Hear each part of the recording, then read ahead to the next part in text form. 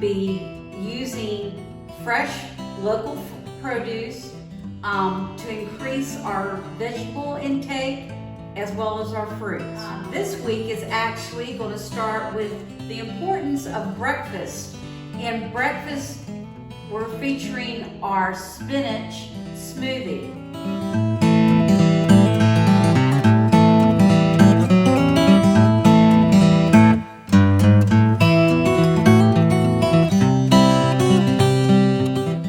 The very first thing is, let's talk a little bit about the blender. Right here we have a commercial size blender, but most households will have just a regular blender to use.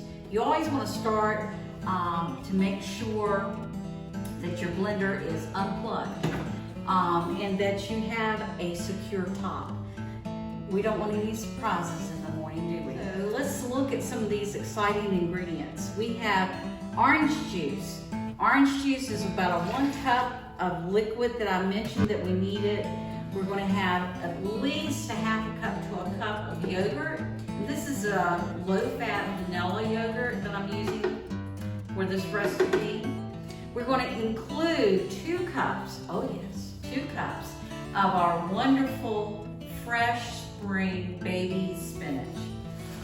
Oh yes, we're just going to throw it in here. Oh yes, all 2 cups. Yes, yes, yes.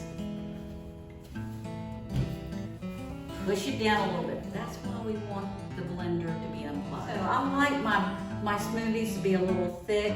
Our recipe calls for a half a cup of pineapple juice. And I didn't have pineapple juice at home, so I had pineapple chunks in the freezer. So I'm going to use about a cup of pineapple, 1 banana, and of course your more ripened is going to have a more sweeter flavor.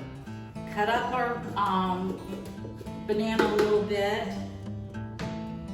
and we're ready to process. Again, make sure that your top is securely on. Notice I have 2 size cups here. This is a 12 ounce here on my left, your right, and here is 8 ounce. Remember, portion size is critical when we're trying to balance what we consume every day with our fruits and vegetables. This makes 4 servings. This is 8 ounces right here. And we're ready to start our morning. Remember, during FitEx, we want to get at least 2 fruits in our diets, and as well as 2.5 cups of vegetable intake.